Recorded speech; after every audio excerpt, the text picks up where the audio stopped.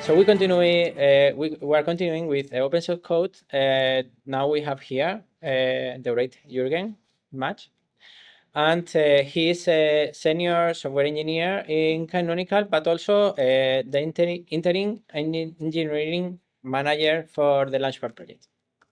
Did I say it right? That's correct. Thanks. So, how were the days? 2 days.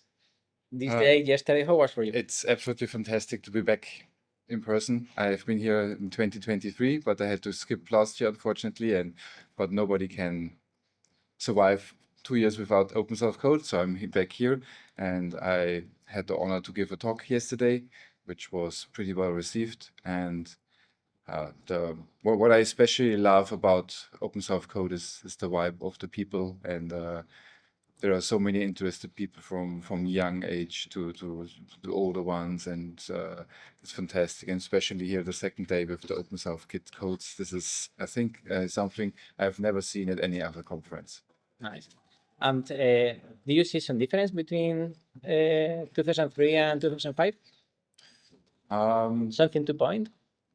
Um, I think it's the same great feeling when I go through the halls. It's like I was here yesterday, and what I've noticed maybe is that a couple of more international people are coming here, which is also nice. But I think still the focus is on local people and the local Malagan vibe. I think it's the same professional management organization, and wow, this is just like perfectly organized conference. Thank you. And can you explain to our audience, more or less, briefly, what do you do at Canonical? Especially because, I read the titles, but can you explain to people how is your day Right. work? Right. So I work in the Launchpad team, and we are responsible for the build and the publishing infrastructure of Ubuntu. This means Ubuntu is one of the most famous and well-known Linux distributions, and every package like LibreOffice or Vim or a terminal application needs to get built, and those build happens on our build machines, and that's what we maintain with my team at Canonical. Meanwhile, I'm an engineering manager, so I shifted my focus from daily sitting down and writing code to managing people and to unblock people and to show them the best way forward and to leverage their potential. Like I have a fantastic team of very brilliant engineers, and with me being around already for almost 20 years in the industry, I have a lot of experience I can share with them and can direct them a little bit and give them advice, but they are thriving really nicely. And that's what I do.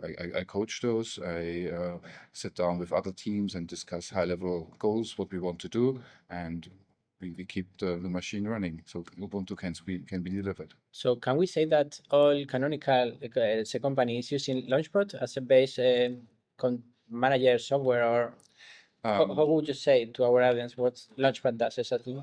Launchpad is mainly used to build Ubuntu and to manage all the processes in Ubuntu.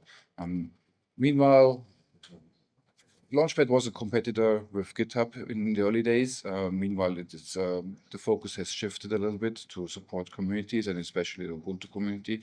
So not all people use Launchpad directly. So it's always the motto is to use the best tool for your work. But the Ubuntu development works on Launchpad, and so basically all the packages are built, all the distros are built, and yeah. Is it for you as a manager easy to find good workers for your team? Um, Canonical has a very strict hiring process and then has very high requirements. So while we get a lot of applications, they need to go through a number of different steps. And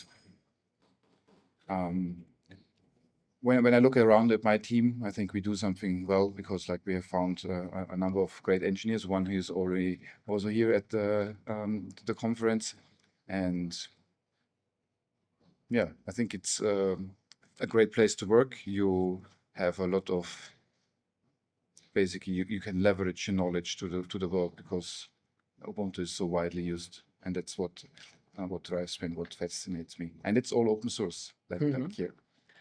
I was yesterday at your talk, which I really liked. The way that you did it right. But can you explain to the audience what was about your talk so they can understand the purpose of it? Right. So my talk was titled "Your Very First Contribution to Open Source," and my motivation for that was that I think there is still some either some perceived or some actual barrier for people to take part on the open source movement and to contribute to open source. Maybe people think it's just for professionals and not for them. And I wanted to remove this barrier. So I wanted to tell that anybody out in the world can start to contribute. Like, doesn't matter from professional status, from age, from gender, from your natural language or your home language. It shouldn't matter at all. And actually, I think it doesn't matter because it's a distributed thing from a global community. And that's what I try to do. And I was more than happy that after the talk, I was approached by a couple of people, and especially by a couple of women who are underrepresented in tech. And we sat down afterwards and we made it happen for the first contribution to open source, which I think is a great start in the career, and it's also something which stands out. Like it's not only about sharing the knowledge and spreading it so everybody can use it, but it's also, I think, when you think about yourself, that it's something very special and you will stand out. So that was the next question to ask you about if you felt that your talk got to people, and of course you did because you had appointments and people on it. They were young. Yeah, I haven't asked her for her age, but I think she. So we're talking about women. Yeah. Nice. It was a young woman in her, I think, first or second year at university, and she has a really sharp mind, and she was there with a lot of enthusiasm, and we made it happen. So she is now an official open source contributor, and I wish her the very best for her next steps. We made this question last year, 2 years ago, but we'll repeat it again. What's your favorite language? Did it change or? It hasn't changed. It's still Python. There is a little bit of a shift in programming languages that people tend to now use more easy to handle and more memory safe languages in a way, depending on the level of the stack you're working on. So I think I see a shift towards Golang and Rust, but I still think Python is a beautiful language, and it's easy to pick up, and you can rapidly develop prototypes and also really solid applications. So for instance, Launchpad is built upon Python. It's been around for 20 years. It's a rock solid application, and it serves Ubuntu very well since then. I will ask you, but just shortly, because everybody can find the internet about talks. Can you explain how it's going? Right. So I'm in my spare time, in my second part of my life, I'm also an open source maintainer. I'm one of the 2 maintainers currently of the Tox project, which is a testing tool for Python, which is basically a wrapper around PyTest or other testing tools. So you can run your tests against multiple Python versions or multiple project versions very conveniently from the command line.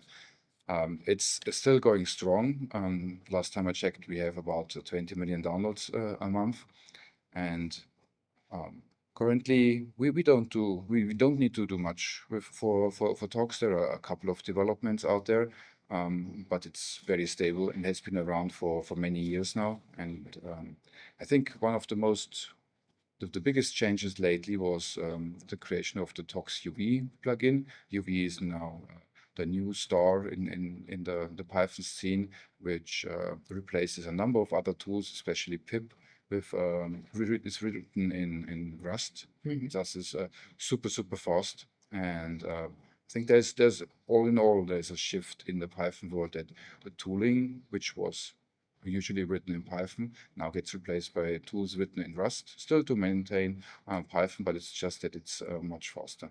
Great. You were here not the last 2 days, but some days more. You had the chance to visit Malaga, try the spetos and things like that. How is it? Would you recommend Malaga to other people to come to this congress? Yeah, since I left 2 years ago, I constantly thought about espetos. And the very first thing after we landed, we went to El Tintero and had a wonderful lunch with Oscar with espetos. I think it's for me. I live in the middle of Germany, so there is no access to fresh fish. So it's something super special, and I enjoyed it a lot. And all the sun, the weather, the people are so friendly, and Malaga, and not only Malaga. Malaga is worth a visit, but also the surrounding, like the little cities and towns outside, and also the very beautiful nature north of Malaga. So thank you very much. This is the amazing Jürgen Gmach. If you want to get to know him, come to OpenSouthCode. Thank you, Jürgen. Thank you very much for having me again.